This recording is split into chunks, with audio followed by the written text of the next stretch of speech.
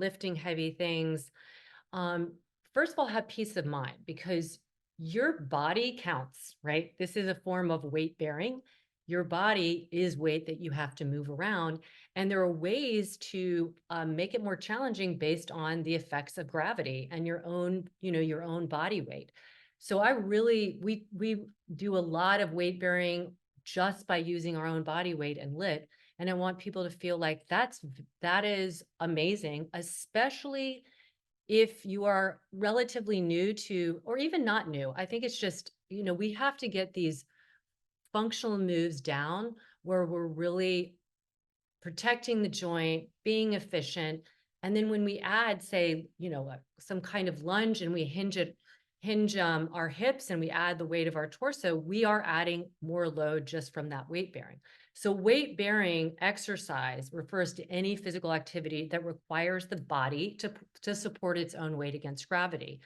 And this does place that same good stress on the bones and muscles, and they will similarly be stimulated to adapt and become stronger over time.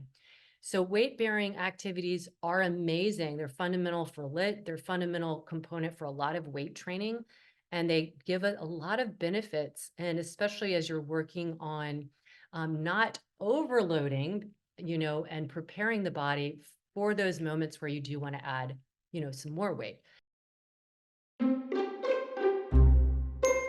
I want to share with you a little secret I have. This secret is this amazing skincare line that I've been using now for a year. Now, I am a product queen. It is the one thing I spend money on. I don't spend a lot of money on clothes, but I love products.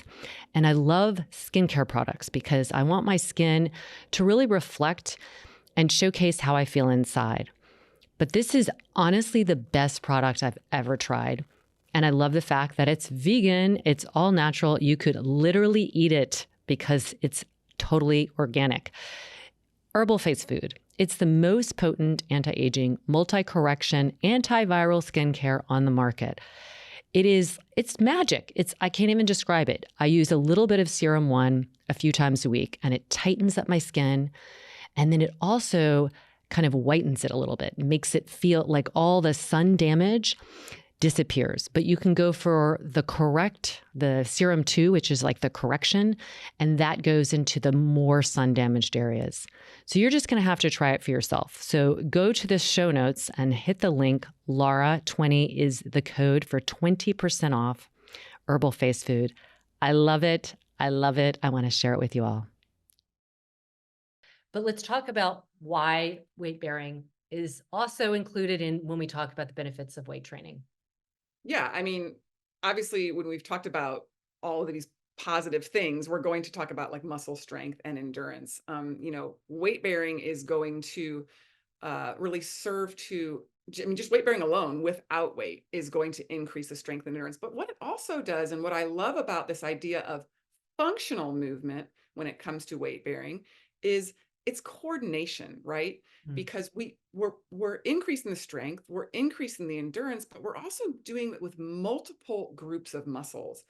So traditional weight training, um, while it's great, sometimes it doesn't include that, multi-muscle group and multi-planes of motion that just traditional weight-bearing exercise gives. So there's the difference between like you're going to the gym, pumping iron versus just weight-bearing exercise. It's going to improve your coordination as well as that strength and endurance. But I think coordination is the key, and that movement pattern, those transitions, that's going to improve your strength and your motor firing and moving more muscles together and more muscle spindles firing at the same time by doing weight bearing alone. What are some other Well, weight bearing yeah, good? like I love that because we talk so much about the brain and body, but getting back to like the body, similar to weight lifting, where you actually add some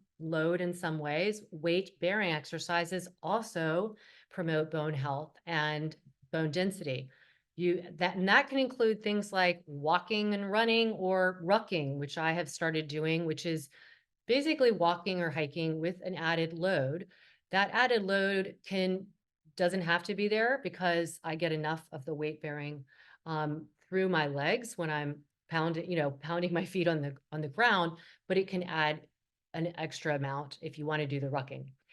So it's the same kind of stress that's placed through the bone. The bone responds in that same way we were talking about before, where there are these osteoblasts, which are stem cells. They are summoned to come in and help to build these stronger bones.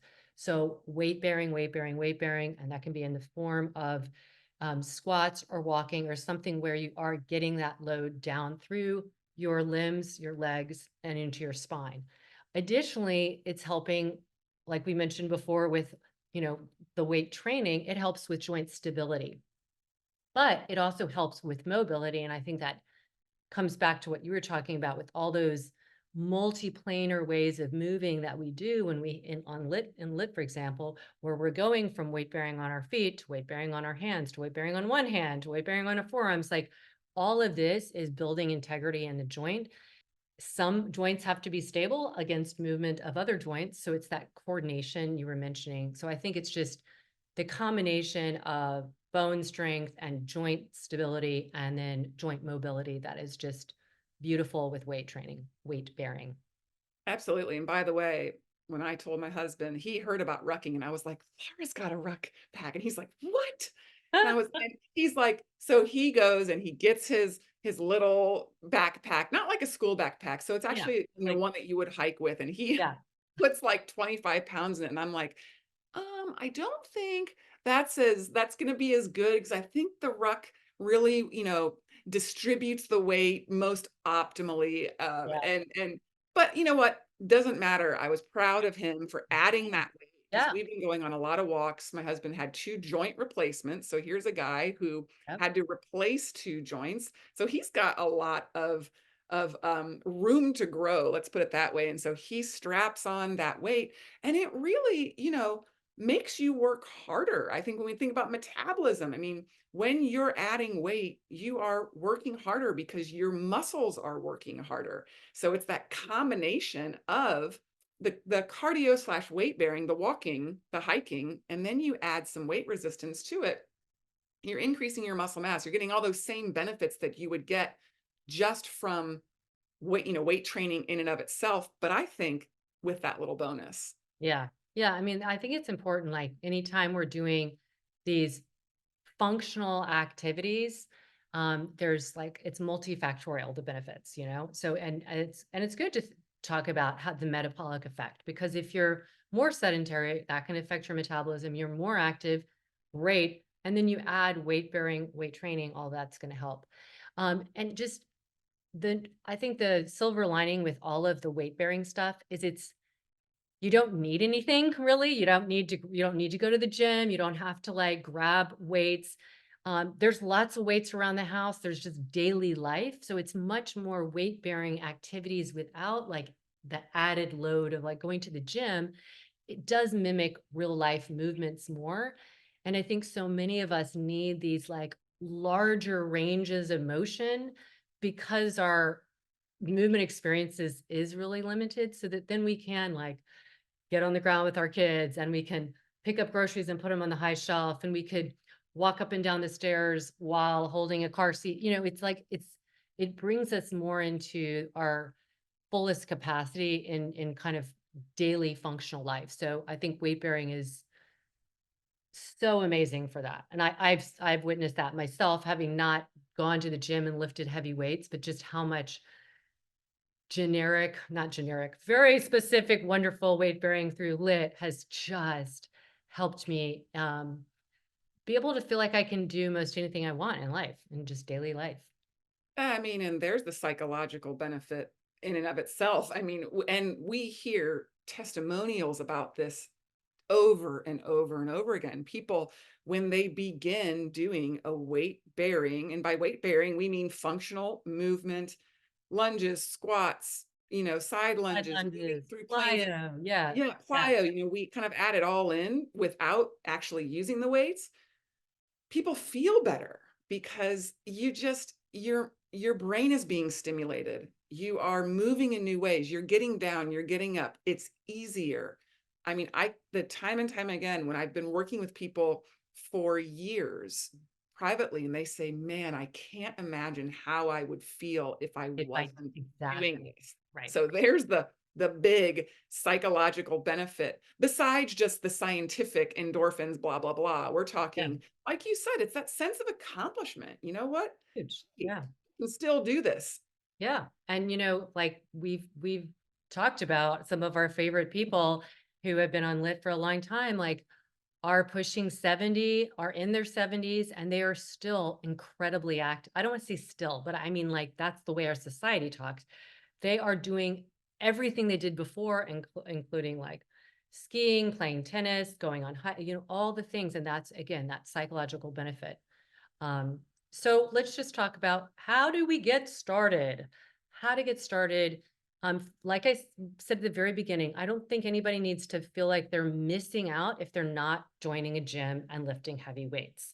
But we'll give you some parameters of how you can get started. And the first one is just set your goals. Like, what is your goal? Like for me, I was doing weight bearing for many, many years. And I just started adding some rucking in because my goal was I am menopausal. I want to preserve and build more bone mass. And I want to add to my regimen in doing that. So that was my biggest goal. I don't want to necessarily join a gym, but so I made my goal that. So Yeah. whether it's, building muscle, improving strength, overall fitness, just like be clear on what it is because that's going to help guide you. And then I mean, numero uno, after you set your goals, start light. I think that's the biggest mistake. People get so excited about a goal, especially if your goal is to build muscle. They're like, you know what? I need to build muscle. So I'm going to go grab a 10-pound weight and do it. Trust me, you start with 1 pound. And it seems so puny because they usually make them like pink or purple. And it's just terrible, Like the size of your hand. You're like, "I am like, holding something." yeah, you don't need, I mean, 1 pound is enough because when you put weights in the hands or however you're doing this, you're adding a lever, a significant increase because don't forget, gravity is always pushing down. So really start light, start to where the next day you feel a little sore, but you're not dying because if you kill your muscles, that delayed onset muscle soreness, you're not going to want to do it again. So start light. And the key again with that stress is like you wanna stress it just enough that it's inspired to build more, like to come back and lay down. But if it's too much, it's too much. And so, and again, then you go into that kind of cycle. And a good way to do that, this is what we do with our Set with Lit class, is we start with like 1 pound, 2 pound weights, and we focus on these global, what are otherwise known as compound movements, like squats, and like lunges. And then if you're at the gym, same idea. You can do deadlifts with weights or one-legged deadlift, but start with a low weight so that your form is good. And that weight, like we found in our lit classes with the weight, what it's doing more than anything is really soaking your neurons because your proprioception increases, meaning like your ability to know where your limbs are in space is you're getting more information by having a little bit of weight. And then you can always add more. Yeah. And then don't forget the rest and recovery. I mean, some of my favorite memes on social media are like when you see the big, huge guy and then they've got the tiny legs and they're like, look who skipped leg day. Well, if you're not someone who does weight training, you might not get the joke of that. But the joke is, you have specific days, especially if you're doing pure weight lifting, where you lift arms and back, say one day, and then you do legs and what you set it up, but you want to allow for rest and recovery because this idea is, like Lara said at the very beginning, we are breaking down muscle to rebuild it. So we're rebuilding larger, bigger muscle groups with a, a weight training, strengthening, body building. I hate that word because, Yeah, yeah. even just trying to get a muscle tone, we want to let those muscles heal and recover. So roughly 48 hours, after a muscle group. So if you do a leg day, you want to wait a couple days before you do another leg day. Yeah. Yeah. They have all those routines at the gym for sure. And then, on that note, staying consistent because and you're going to be able to stay more consistent if you give yourself that time to recover. If we're not going to get into nutrition and all that, but all the things that are going to support your goal, right? And if you're consistent, you're going to keep showing up and we've talked about habit formation over and over again, but this is the key to being consistent is creating the habit. And that's why, again, we start light, we add on, we take breaks when we need to, and then just keep at it, keep at it. And it always helps when you have that ultimate goal that is not, to me, it's like functional versus visual. But if yours is visual, that's cool too. Whatever it is, just pick it so you're going to stay consistent. Well, I think with that consistency, we need to think that this might look different for different people. Yeah. So, a younger age, let's say, adolescent to young adults, someone who's 12 or 13 up to 25, they're going to probably be more stimulated by a gym membership, by body, push up, lunges, squats, plyo, joining a sports team that's more Mhm. age appropriate, fitness apps, things like that.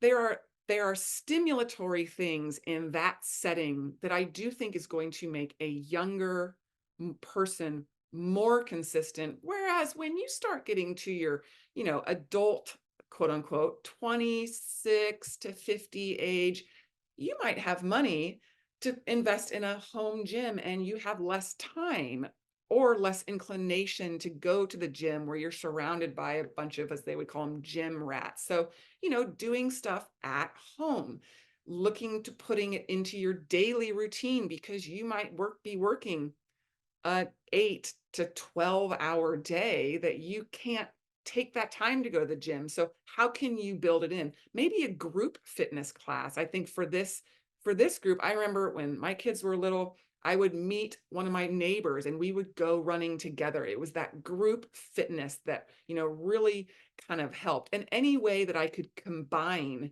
more bang for your buck. This is our young mom age. This is our entrepreneur age, where again, time is of the essence. And then as you get into your like older adult age, 51, 52 and above, maybe you're going to start wanting to not do as much. Our body, as much as we want to avoid aging, aging is going to happen. So our tissues are going to age. Now, the more we do by way of exercise, the better off we are. But say you're someone who's in their 50s, who's just starting out, you're probably going to want to start a little slower and do things more geared towards your age group or get a personal trainer. Again, maybe you're more financially sound, that you have the time and the money to do that. Maybe more adaptive equipment, where you're utilizing, let's say you have some wrist issues, you might be utilizing more hand grip stuff